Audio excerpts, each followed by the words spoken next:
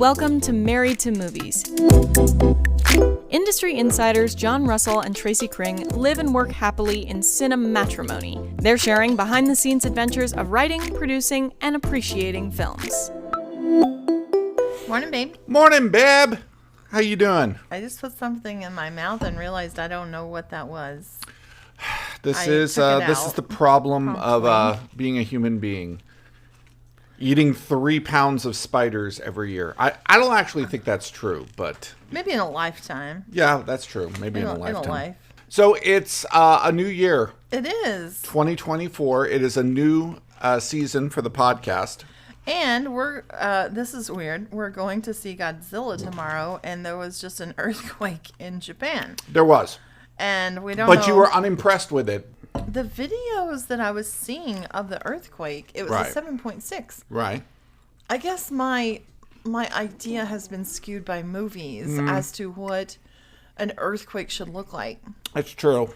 And it just wasn't. It was like some stuff falling off a shelf in a grocery store. And I know there were areas that were more affected, but the stuff that was on TikTok was just, I was like... Do you think TikTok is the best place Yes. to get the hard news? Yes, I do. To find out what Yes. really is happening? Yes, I Or do. is it just somebody who had some stuff fall off their shelf and they're like, No. look what happened in the earthquake? Look, the first thing I woke up to this morning was somebody, just after it happened, you know, having posted footage of it. Right. And that's the thing I love about TikTok. Were they doing little TikTok dances during the earthquake? No. No. But Okay. that's one of the things I love about TikTok is that I'm getting it in real time. Right. Whereas, you know, it has to go through all these little processes for it to actually show up on the news. Mm-hmm. You know, like somebody's got to write it and, you know, just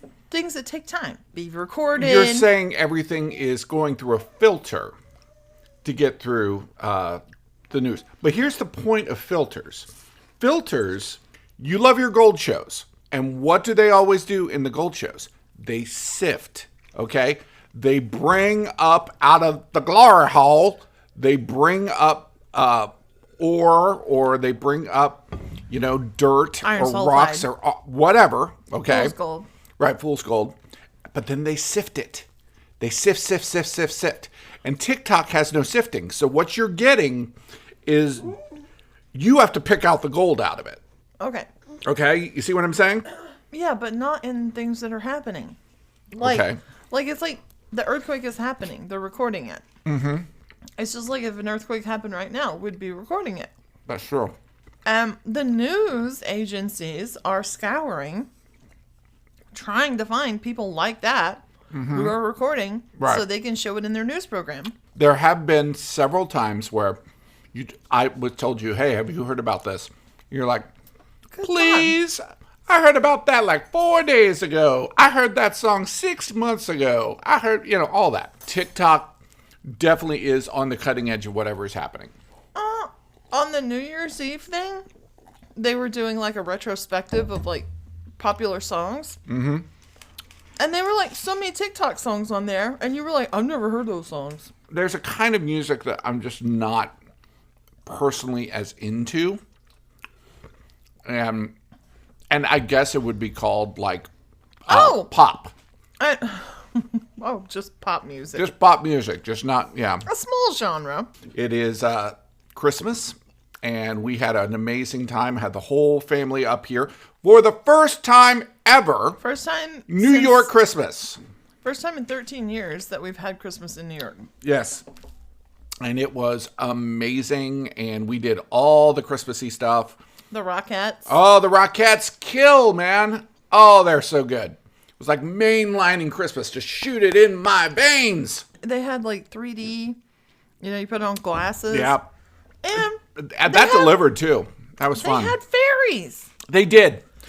At the beginning of the Rockettes show, they say if a frost fairy falls in your lap, make sure to give it to us as we leave. And I was just like, what the hell are they talking about? A frost fairy? Yeah, we're like, okay, whatever. Right. So at some point in the show, there are these drone, like flying fairies all over the place. You know what they kind of reminded me of? When you watch The Mist, and they're like the big, that like are hitting the windows and break into the grocery store. You couldn't see them close up, but they probably had like really sharp teeth. Yeah, well, hopefully frost fairies did not have sharp teeth. They were flying all over the place. There was probably about a dozen of them. And they were about this big. I mean, they were, and basically they were drones. And their wings were flapping. And they were amazing. They kind of flew like bats. How a bat's body drops They down. would have been terrifying in another situation. Yeah. Yes. We watched some movies. We caught up. After Christmas, my brain has just not been working after Christmas. I can't. It's such a weird time. It's like that, No, my brain has been so focused. What the hell day is this? And what am I doing? And my brother, the way that we do it is everybody picks a name, and they're responsible for getting kind of all the presents from the family members for that person. Yeah, it's draw a name. You draw a name. So I got my brother this year, and I think I did okay with him, but it was difficult because one of the presents that I had gotten was a duplicate of what somebody else had gotten him. So we had to send that back. 2, another present that he had asked for. Wasn't going to get here in time. And he only put 5 things on his list. Well, here's the thing. So I buy the other 3 things, but it's just what the hell? Well, we use an app called Draw Names. It's very handy because you just put everybody's name in there. Right. And then you can set exclusions. Right. Like, you can't draw me and I that can't shit draw don't work. you. Well, no, it did not work. It did not work this year. Thankfully, no couples drew each other's names. Right.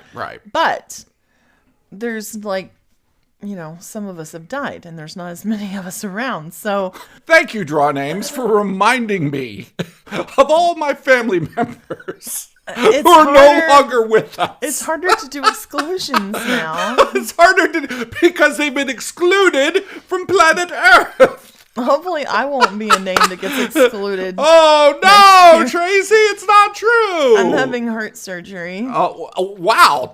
Talk about burying the lead there, Tracy.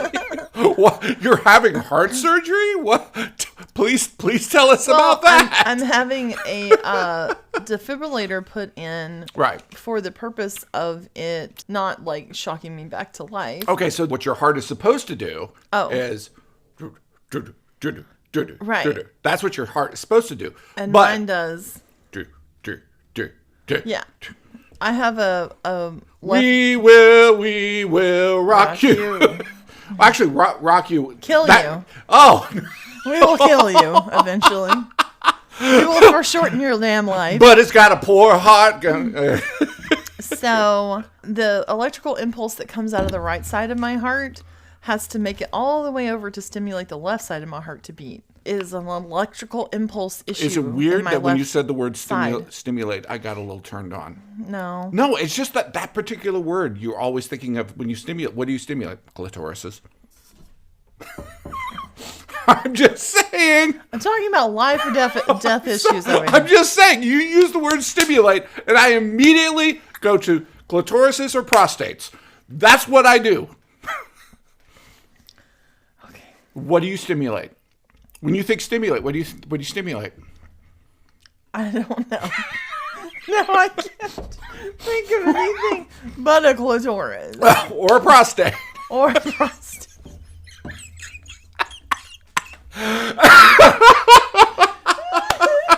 I'm sorry. Don't use the word if you don't want it to go to my head. Okay? It's your own damn fault. Oh, God. Okay. All right. So it's got to this thing is going to go in here. Go into your heart. And they're going to put 3 wires in my heart. 3 wires, yes. And then they're going to be able to synchronize the left and right side of my heart. That's going to be amazing. It's an outpatient surgery. It's outpatient. It's supposed to be surgery. It's supposed to be outpatient. That is crazy, man. Some people have to stay a day or 2. Right. Yeah, basically, I've got this chronic inflammation from my autoimmune disease, and it's affected. Now we know it's affected my heart and my lungs. Yes. So Chronic inflammation is not good for the body. You've done a great job. You've been bluffing your way through the poker game of life. I feel like I just claw at it. Just get those chips, as many as you can. Pull them back in. Your family's coming up. Yeah, my mom and my stepdad are coming up, which means Uncle Giuseppe's. Uncle Giuseppe sausage. Exactly. That's what it's all about, folks. It's a grocery store. It's I guess it's a high-end grocery store. Yeah. Or just a specialized grocery store. I would say it's like... You're not going to go there for like lettuce and like normal groceries. Maybe rich people do. It's like a place you go to get specific. It's like a giant Italian deli. It's like Italy, but an actual grocery store. Yeah. My stepdad loves Uncle Giuseppe's. It's like going to his homeland. He watches YouTube videos about people who go into Uncle Giuseppe's. Well, he needs to do one. He needs to do a tour. Oh, that's a good idea. He should make his own YouTube video. Last night we watched Twister and The Little Mermaid. Tomorrow we're going to see Godzilla -1. This is like a Make-A-Wish week for you, babe. If you die, you're dying happy. Wow. We watched Beau is Afraid. Beau is Afraid. And Saltburn. Saltburn was cracking me up because there were so many TikToks of people watching it with like their grandmas and their moms and their dads for Christmas. Yeah, they weren't ready. A really inappropriate film to watch with your family. It's sort of advertised like it's going to be kind of like guy comes from school, comes to the rich people's house and hijinks ensue. Yes, exactly. Yes. Yeah. It's not that. I really enjoyed it.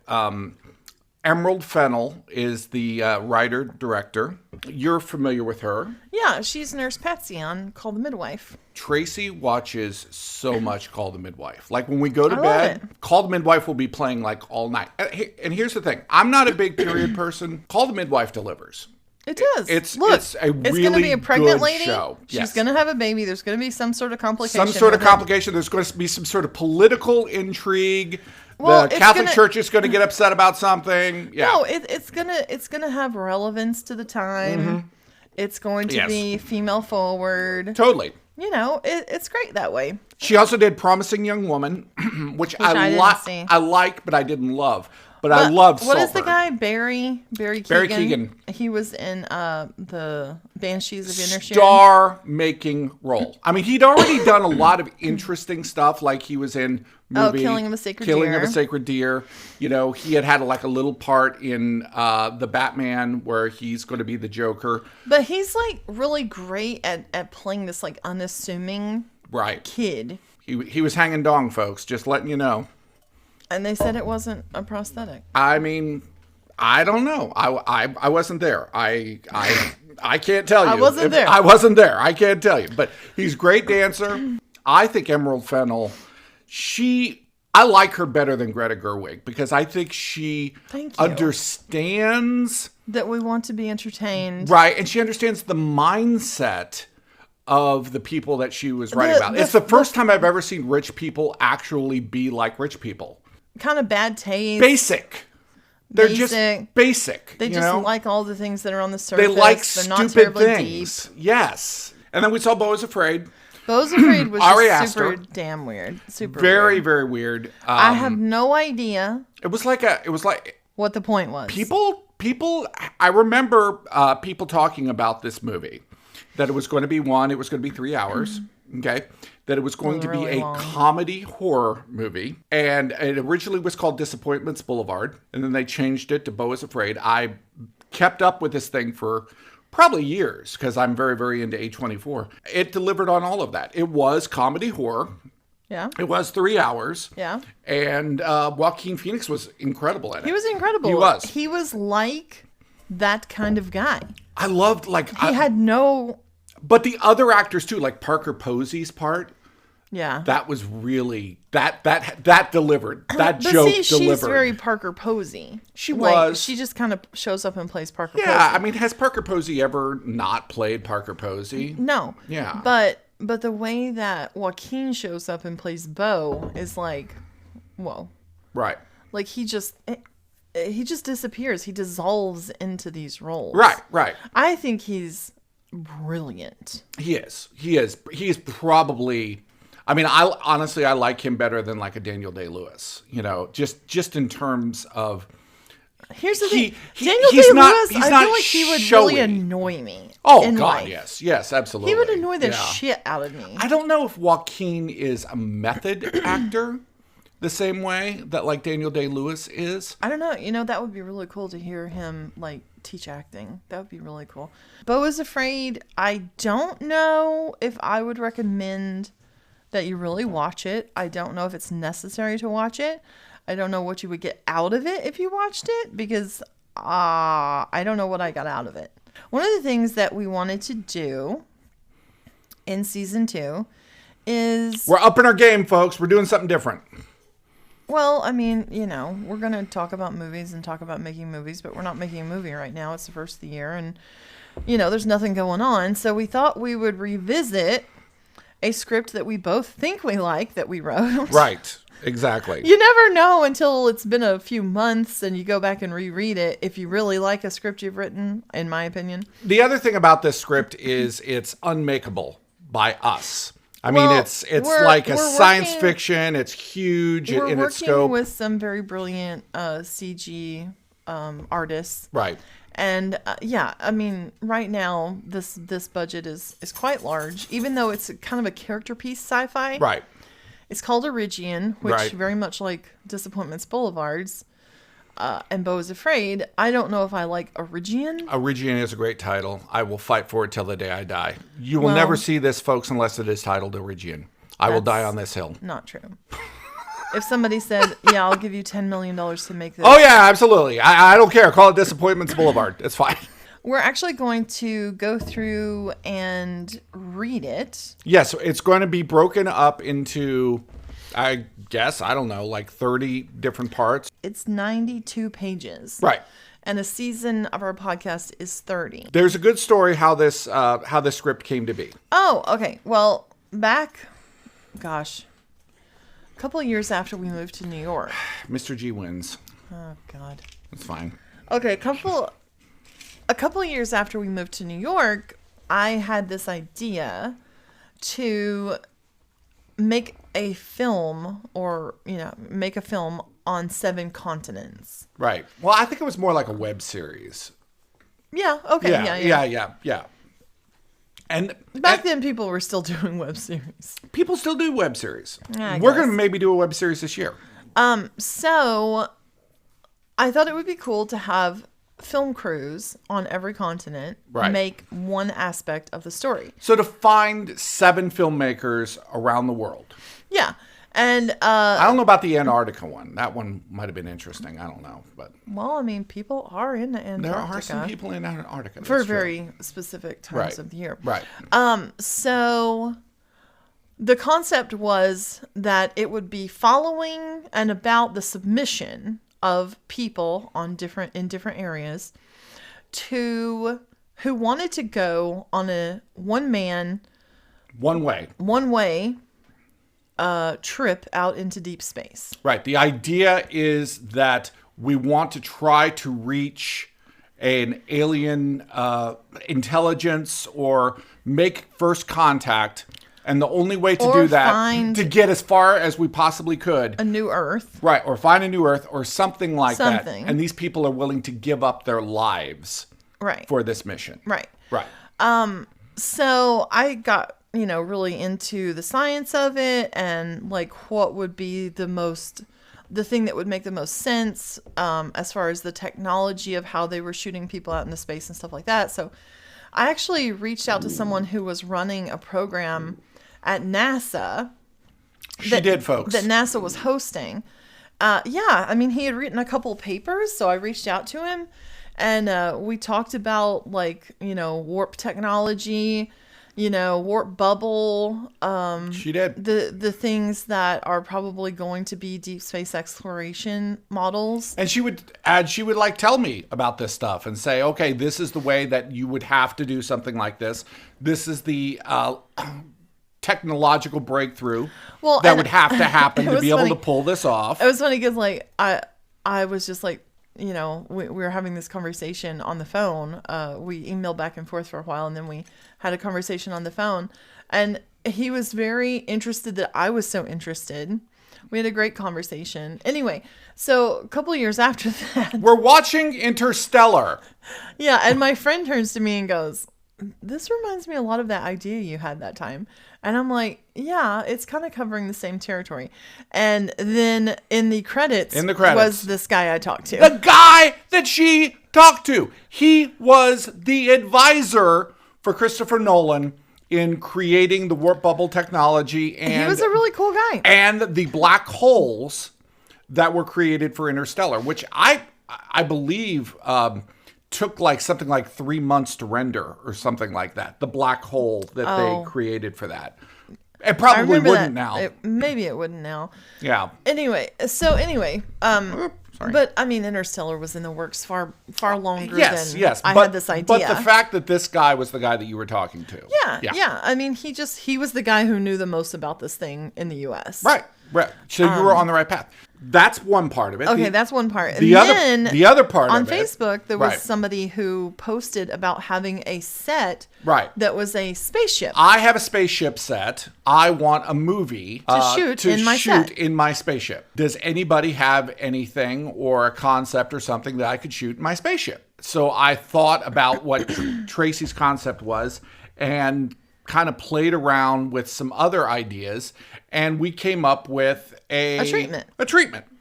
Yeah, it was like maybe a 5 or 10 page treatment. Yes, a 5 or 10 page treatment. Well, he wasn't interested in that, but we liked the idea. Yeah. And you know what it kind of reminds me of? What? It kind of reminds me of if you've ever read Stephen King's book on writing. Yeah. And he came up with a concept in the book for 1408. Right. He had just written the concept for 1408 for the book. And then he ended up liking the idea so much he made the movie. Yeah. Well, he wrote the book. I don't know if he wrote the book. Or did he just write a screenplay? I think he just wrote a screenplay. Oh, interesting. Yeah, which is 1408 is great, by the way, folks. I was like, okay, I think we showed the treatment to some people. Yeah. They were interested.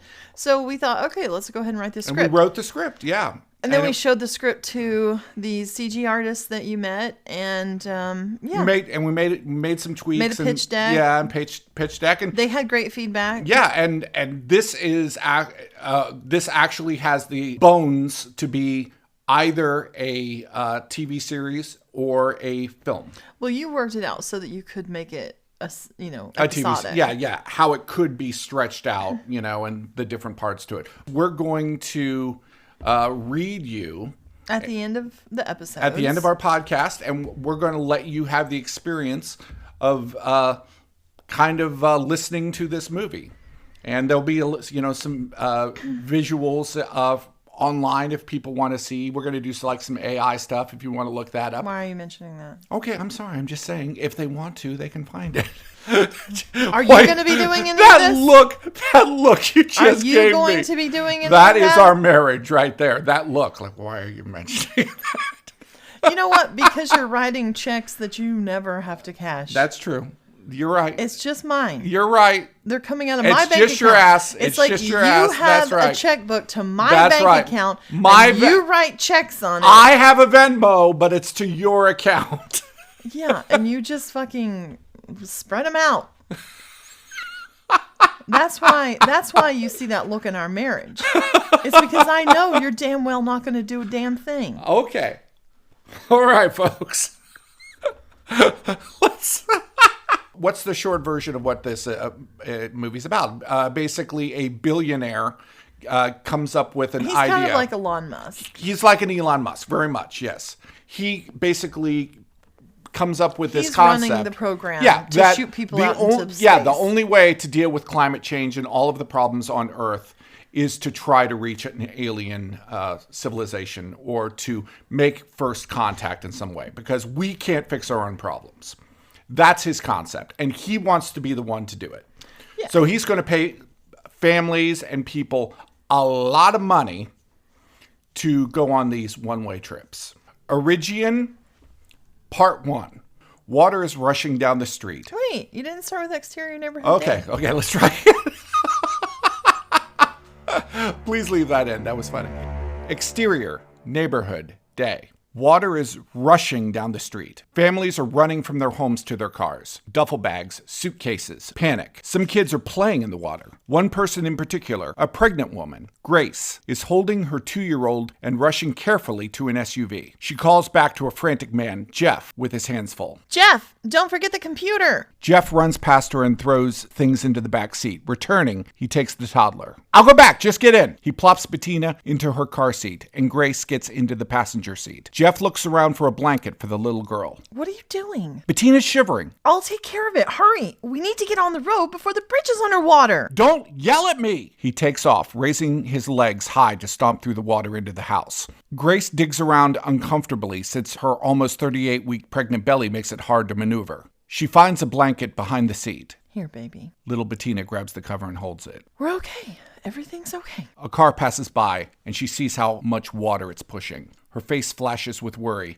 and she looks back at the house. She starts honking, and Jeff emerges. Daddy's coming, and we'll get on the road. You want to go see Grandma? Gammy? See Gammy? Jeff gets in and hands a bag to Grace, and she stuffs it into the floor. Let's get out of here. Jeff starts the car. The water's gotten even higher. He starts to drive away and continues backward down the street. What are you doing? I don't want to get water in the engine. I'll turn around once we get on the main road. Guess that's smart. Try to relax, Grace. The last thing we need is for you to go into labor. I feel fine. But yeah. She leans her head back against the headrest. The radio is announcing road closures and safety procedures. Interior, modern home, day. Rain is falling and streaking down giant windows. Inside the bright, marble-clad modern kitchen, a man makes lunch. The news coverage of the flooding along the Hudson River and emergency evacuation is in the background as a well-bred 30-year-old Ian Solange is chopping vegetables for a salad. His mother, Maeve, a stately gray-haired woman, walks in to pour a glass of wine. You look lost in thought. What's wrong? I'm just thinking, it's taking too long. Is there any possible hope of success? Tragedies are going to happen. It's rain, it's flooding, it's fire. Those elements aren't in your control. This synchronicity, the signals, diamond drives, warp bubble advances, all relating technology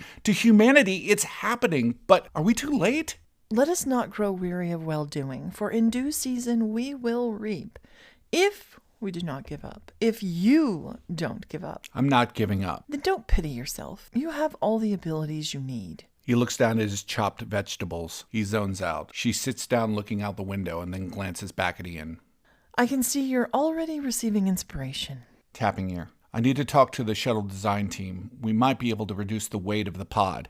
He starts talking to the team, walking toward the large window. Maeve smirks and tosses the salad. Exterior mountain road day. A low-hanging bank of cumulus clouds obscure a winding country road. 3 self-driving vehicles perfectly distanced from one another make their way amongst the pines. The leader is a black multi-passenger vehicle, the second a red car, and the third a white vehicle. A surveillance drone equipped with video punches through the clouds to get a broader picture of the road, then dips back down. Interior white car day. An image consultant, Celia, a woman in her mid-30s, sits in the middle of an all-cream interior. She has her laptop in front of her and is on a video call with her 2 employees. She holds up a finger to the camera to motion to give her a moment. She mutes the video call and answers her boss's questions. Yes, sir. We've just finished gathering the overnights. Excellent. Great thinking. It'll just take us a few minutes to gather that, too. All right. She looks at her computer and unmutes.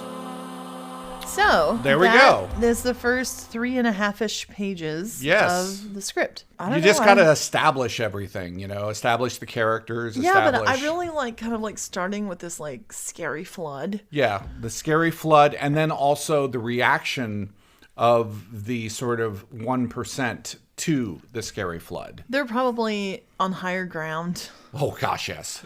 Much higher ground. Yeah. And that's kind of the tragedy of whenever things flood, it's usually people like in Louisiana, after the hurricane. And a lot of the time, it's not super nice houses that get flooded who people lose everything. Absolutely. It's just people who couldn't afford to lose anything lose it. Right. Exactly. I think that in Maui, when they had the huge fire, one of the things they pointed out is that Oprah's property wasn't even touched by it because it wasn't anywhere near that, something like that could happen. I like that it's set along the Hudson River, so we know it's in New York probably. Right. Exactly. So, yeah. And she's pregnant and they have a little kid and they're trying to get out of here. And then this guy and his mom, just kind of a little... I think it's very visual. I think that's... I think it is visual. And that's the whole idea, that the reason we wrote... this was a scene that we added later on, is that the movie needed to begin start a little slower. Well, yeah, it was starting. It was starting too slow. Fast. Yeah. Well, it was starting too fast before. Well, yeah, we were getting into the story too fast, but Yeah. we needed a scene that had sort of an action element to it. Yeah. We needed to kind of. I'm very much thinking of like the scene from the beginning of Dawn of the Dead, where everybody in the neighborhood is completely freaking out. When the zombies are about to attack and the car like pulls out and the drone follows the car and all that. That's the kind of thing that I think would be amazing. But I don't think I've ever seen that necessarily in a flood situation. Well, and I don't know how feasible that is.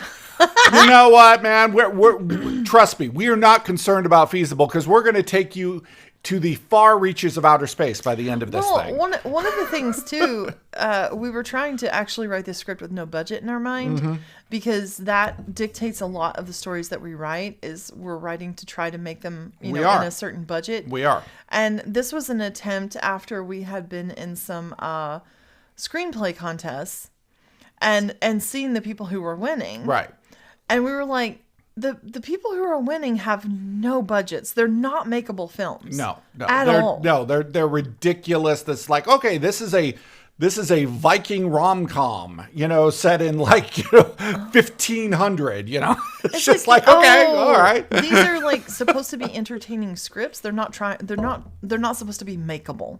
By the way, I really want to see that Viking rom-com. With that in mind, and the hope of like entering screenplay contests, we were like, oh, fuck it. Let's just write whatever the hell we want to and not worry about if it can be made. Right. That's somebody else's problem. Yeah, absolutely. And it was a freeing experience. And I think that you're going to enjoy it. And if this is the only way that people are ever going to be exposed to this story, at least we did it.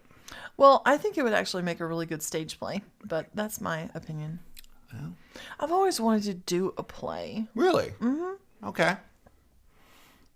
I'm hep for it, man. Why not? How are we gonna throw water all over the stage? No, I think people just fake it. Yeah. I think the panic is plenty. Well, no, I love those plays that now have the screens. Yeah. To where you're getting sort of like the visual at sort of a multimedia event. Yeah. I like that too. And maybe we can get some Rockettes into it too. Sure. I know. Why are the Rockettes in the flood? All right, just kicking up the water. It's just no. flying. They're like the waves. They can be the waves of the water coming in. The tsunami. That's right. That's exactly right. All right. Well, this was